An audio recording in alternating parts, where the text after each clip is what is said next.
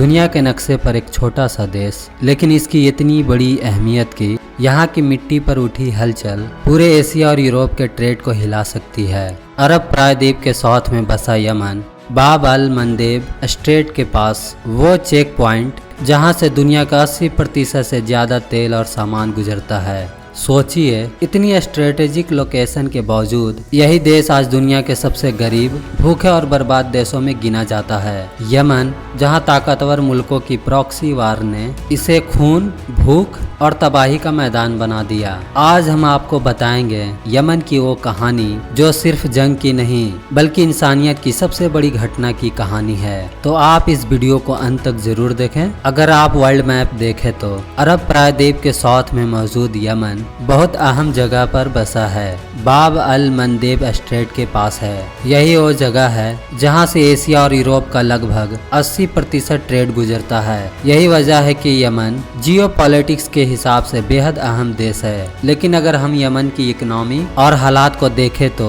ये दुनिया के सबसे गरीब देशों में से एक है। यमन का ह्यूमन डेवलपमेंट इंडेक्स सिर्फ 4.470 है और इसका जीडीपी पर कैपिटल दुनिया में 9वां सबसे कम है। यहाँ की 82% आबादी गरीबी में जी रहे हैं, जिनके पास सही से खाना, शिक्षा और स्वास्थ्य की सुविधाएं तक नहीं है। 2014 से शुरू हुई सिविल वार ने हालात और बदतर बना दिए हैं। इस जंग में अब तक 80,000 से ज्यादा लोग मारे जा चुके हैं और लाखों लोग घर छोड़कर भागने पर मजबूर हुए हैं। यमन आज सिर्फ नाम का एक देश है। हकीकत में यहाँ अलग अलग ग्रुप का कंट्रोल है। एक तरफ हुतीज हैं जिन्हें ईरान सपोर्ट करता है, दूसरी तरफ अल-कायदा और कई सुन्नी ग्रुप्स हैं जिन्हें सऊदी अरब और यूएई का सपोर्ट है। वहीं साउथ में साउथ ट्रांजिशनल काउंसिल है जो यमन को तोड़कर अलग देश बनाना चाहते हैं। अब सवाल यह है कि यमन इतनी बुरी हालत में क्यों पहुंचा? आखिर क्यों यमन, जिसके पास अच्छी जियोग्राफिक लोकेशन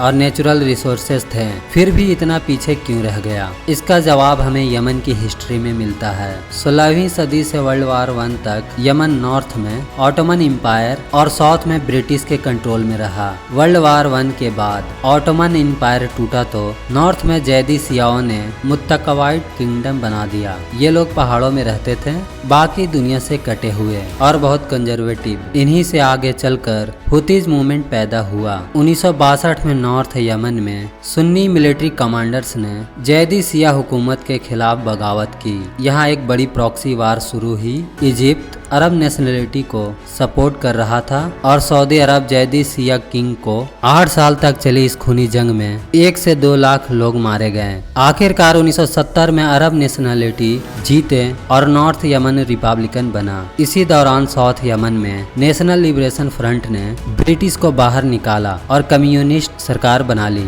यहाँ सोवियत यूनियन का सपोर्ट था, जबकि अमेरिका नॉर्थ यमन को सपोर्ट कर रहा था। यानी यमन अब कोल्ड वॉर का बैटल ग्राउंड बन चुका था। 1990 में आखिरकार नॉर्थ और साउथ यमन एक होकर रिपब्लिकन ऑफ यमन बने और अली अब्दुल्ला सलेह पहले राष्ट्रपति बने। लेकिन यही इंसान यमन की तबाही का बड़ा कारण बना। 22 साल की हुकूमत में उसने अरबों डॉलर लूटे। गलत फैसलों ने यमन की इकोनॉमी तोड़ दी। जब इराक ने कुवैत पर हमला किया तो सालेह ने सद्दाम हुसैन का साथ दिया। नतीजा ये हुआ कि सऊदी अरब ने यमन की सारी मदद बंद कर दी और 8 लाख यमनी वर्कर्स को डिपोर्ट कर दिया। 1994 में साउथ यमन ने बगावत की तो सालेह ने अल-कायदा को देश में स्पेस दी। इसके बाद तो यमन में ग्रुप्स और टेररिस्ट की भरमार हो गई और 2011 में अरब प्रिंस आई और लोगों ने सालेह की गवर्नमेंट गिरा दी। लेकिन इससे हालात सुधरने की जगह और बिगड़ गए। 2014 में हुतीज ने सना पर कब्जा कर लिया और तभी से यमन आज तक की सबसे खतरनाक सिविल वार में फंसा है। यहाँ अब ईरान, सऊदी अरब, अमेरिका, रूस जैसे वर्ल्ड पावर्स अपनी अपनी प्रॉक्सी वार लड़ रहे हैं और इसकी असली कीमत यमन के आम लोग चुका रहे हैं। आज यमन की हालात ये है कि 2 में से 1 इंसान को 2 वक्त का खाना तक नहीं मिलता। लाखों लोग बेघर हैं और लाखों बच्चों का कोई भविष्य नहीं है। यमन अब दुनिया की सबसे बड़ी मानवीय घटना बन चुका है। यही वजह से कहा जाता है कि किसी मुल्क की किस्मत उसकी लीडरशिप तय करती है।